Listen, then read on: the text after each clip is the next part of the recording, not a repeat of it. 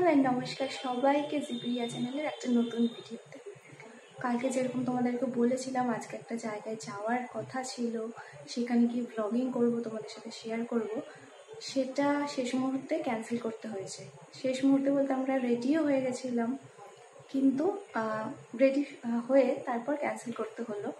মনটা একটু খারাপ ছিল, যেটা ভেবেছিলাম সেটা হলো না। এখন প্রায় 9টা বাজে, রাত হয়ে গিয়েছে। তো এখন ভাবছি আজকে সানডে যেহেতু চিকেনের একটা কোনো ডিশ করব, তো ভাবছি সেটাই তোমাদের সাথে শেয়ার করি। আশা করি তোমাদের ভালোই লাগবে। আমি আর মা মিলে ডিশটা বানাবো। তো চলো তোমাদের সাথে শেয়ার করছি, তোমরা এনজয় করো।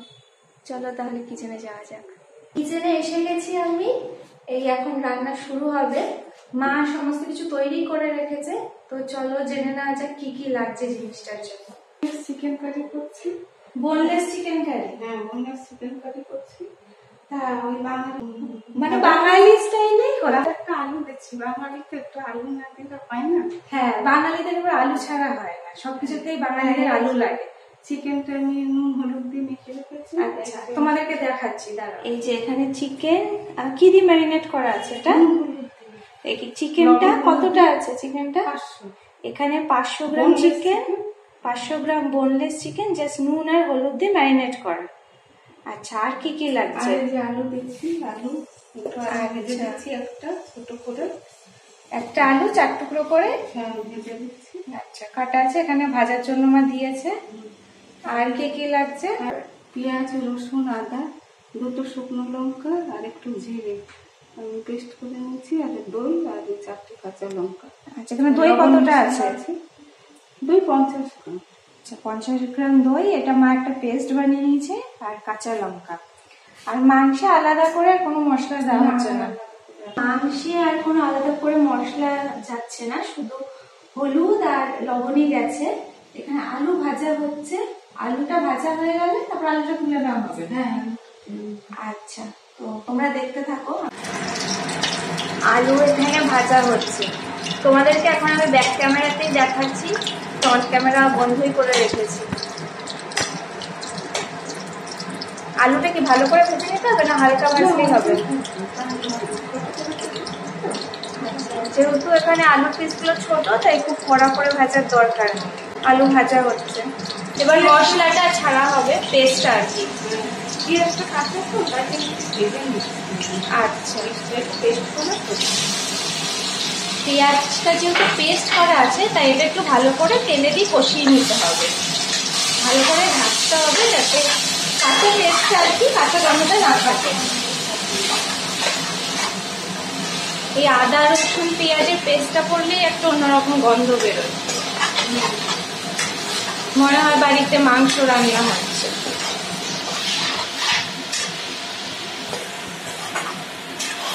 আর কতক্ষণ ভাজতে হবে এটা? 2 মিনিট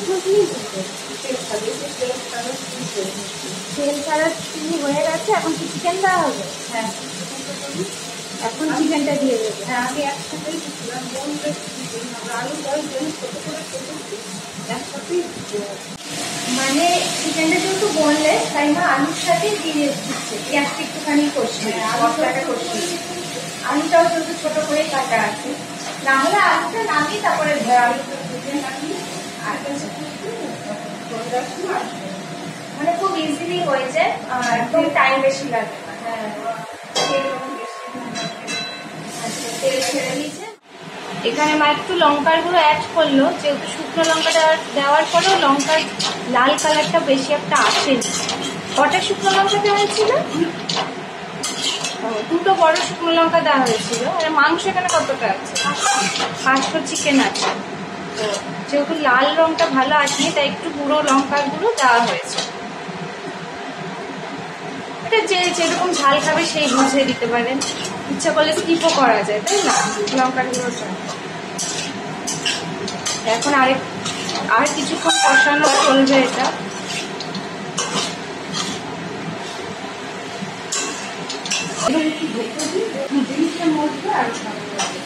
আচ্ছা, এবার একটু ঢেকে দেওয়া হবে, তাহলে জিনিসটা একটু নরম হবে, মজবে।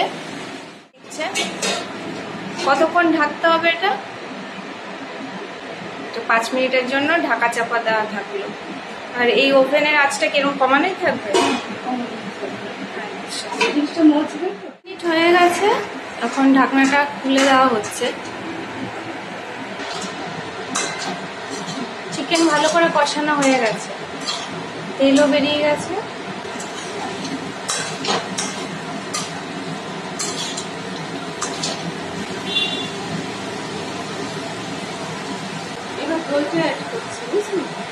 এবার দইটা দিয়ে দেওয়া হচ্ছে। আর এই সময় কিন্তু গ্যাসের ফ্লেমটা একদম কমানো।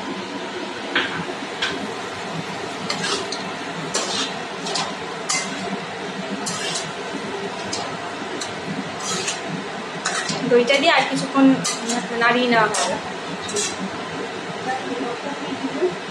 লঙ্কাও করছে এখন, 4টে লঙ্কা যাচ্ছে, কাঁচা লঙ্কা।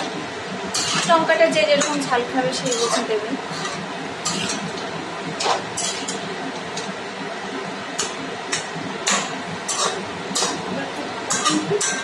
আবার একটু ঢাকতে হবে। হ্যাঁ, ঢেকে দেবো।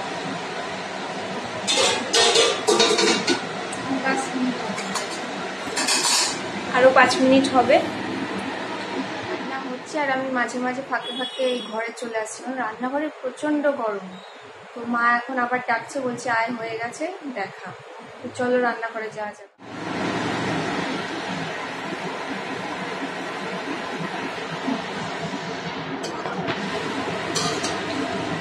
5 মিনিট পর ঢাকনা সরিয়ে নিয়েছে। গ্যাসের ফ্লেমটা একটু বাড়িয়েছে এখন।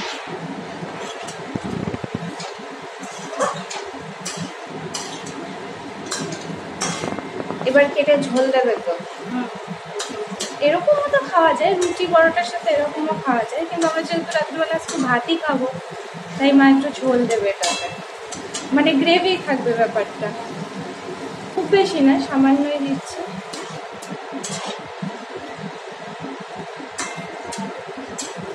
আর একটু দিতে হবে, কারণ রাইসের সাথে থাকবে।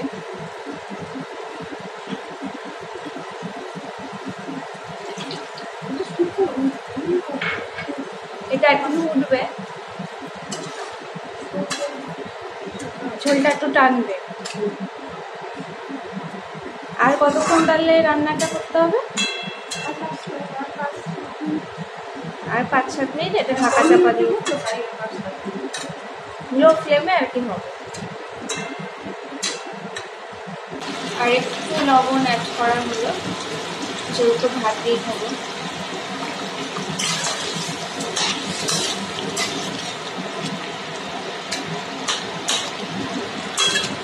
এবার তাহলে ঢেকে দেবে মা।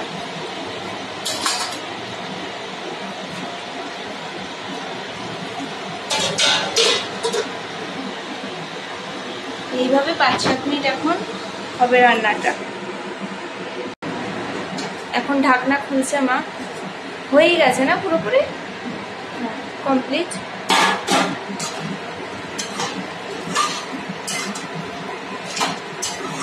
খুব শুকনো হয়নি, আবার পাতলা ঝোলও না।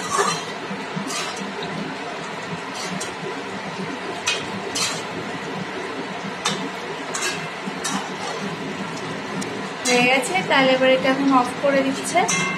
অফ করে দিয়েছে, এখন মা সার্ভ করবে। এবার আমরা ডিনারে বসবো।